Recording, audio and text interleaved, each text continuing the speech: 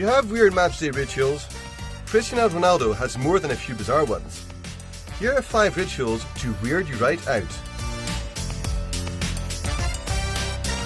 Entries and exits. Ronaldo captains Portugal. He observes a first one on and a last one off policy on team buses. He always sits in the back row. According to some reports, no one else can sit with him. Every time. No one knows why. Safety maybe? When on the team plane, Ronaldo sits in the front row. The irritable defender Pepe is his seatmate. Always. How interesting and how bizarre at the same time. He always steps onto the pitch with his right foot first.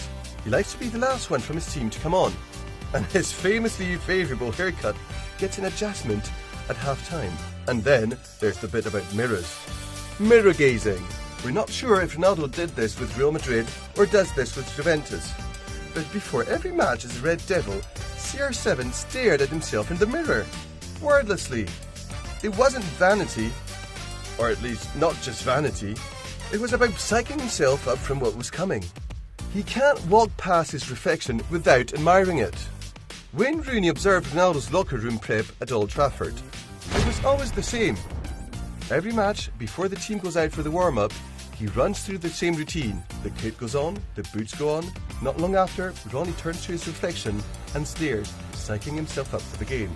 Human Giraffe and former England international Peter Crouch went further. Rio Ferdinand will tell us stories about how Cristiano Ronaldo would stand in the front of the mirror naked, running his hands through his hair and say, "Wow, I'm so beautiful." They're good abs, to be sure. Long sleeve jerseys, mostly. Before he joined Juventus, for many years, CR7 insisted on wearing long sleeve jerseys only. He started again with Juve, which is weird in and of itself. In Turin, he's played with long sleeves, short sleeves, and celebrated shirtless, as he's often done, but it had been a minute since the long sleeve version of Ronaldo. He last wore a short sleeve in the 2006 World Cup when France defeated Portugal in the semis. Ronaldo's forearms were visible when he wiped tears from his face. Those forearms weren't seen again for many years. He exaggerates his height. Maybe. Have you noticed Cristiano looks very tall in some team photos? That's because he stands on his tiptoes as the shutter clicks. Or so some reports say. He was spotted posing like a ballet dancer right before Real Madrid's 2017 match against Tottenham. Why would a player who's won everything would exaggerate his height? Pathological work ethic. It is fun to have a laugh at the quirks as one of the world's great players, but there's no doubting his commitment to fitness and recovery.